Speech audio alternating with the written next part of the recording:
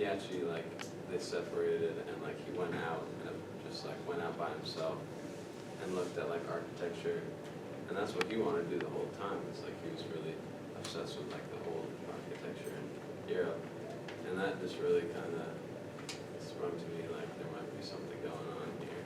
If she's not willing to, like, go out and take a walk with her husband when they're in Europe together.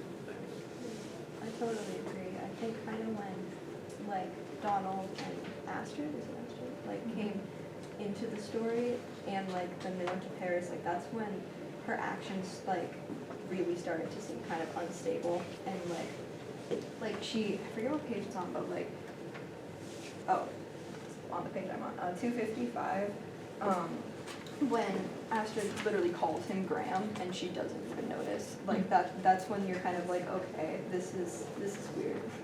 There was, I kind of wanted to, and I agree with what you're saying, but I kind of want to go back to what Abby was saying about how Paris was like one of her ways to escape from her parents, right? I think there was also like multiple little hints throughout their marriage that like hinted at what you said, right? Like one of them was she didn't take his last name because she didn't want to be like, she said she didn't want to be like fully under the control of a man, right? She wanted to be like separate and be by herself, which just makes full sense. And then she also, there was a, the other one was,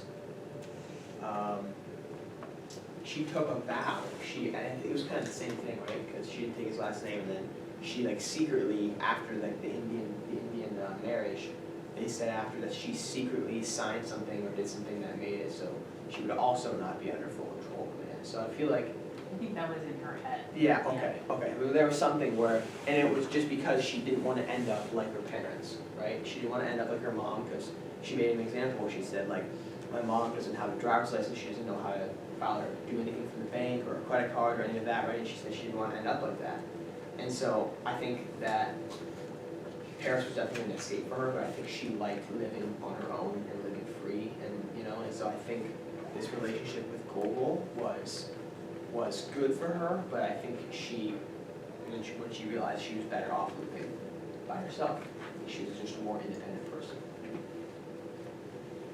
I wonder, I mean, all of this is really interesting to me because I wonder how much, it seems like a struggle for both Gogol and Moshimi at different times in the book when they're to stay in a relationship and maintain different parts of their identity.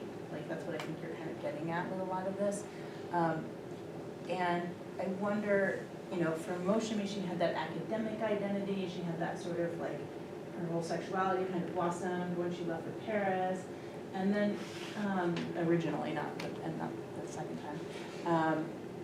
And she ends up going back to Paris at the end. So it's like she really has this thing of a third identity that's not American, that's not Bengali, and that's this sort of the life of her mind. And Dimitri's part of that academic world, right?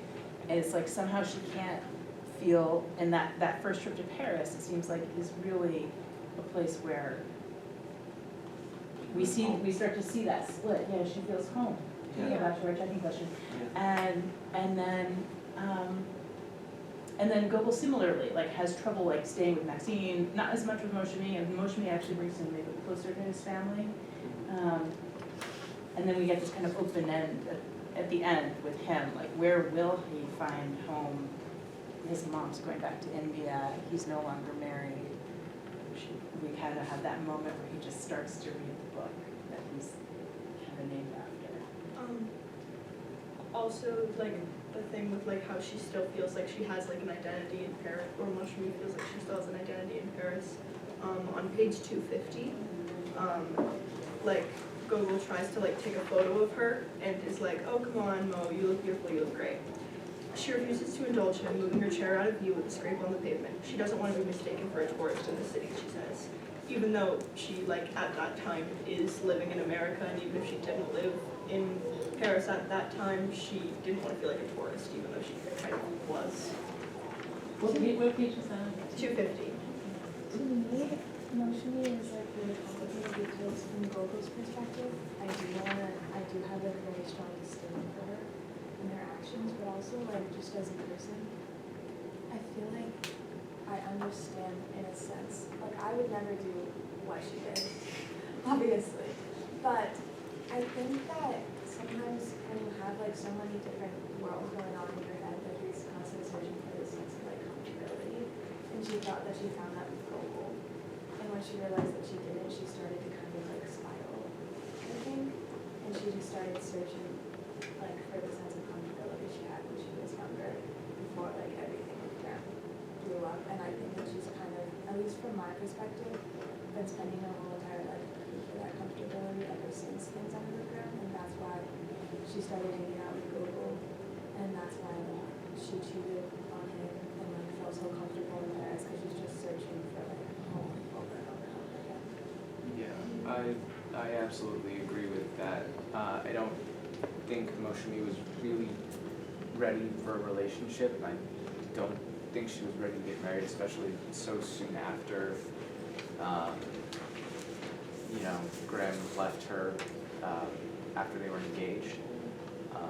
But I think it also kind of plays into the idea of what you said earlier about her kind of being like a mirror of what Gogol could have been, and I think that her marriage with him is another example of that, where she again tries to keep all of these different parts of her separate, like Gogol has been doing throughout the entire book. She has her education side, her marriage, her like the side of her that longs to return to Paris, like when she applies for the, I think it's a grant in secret.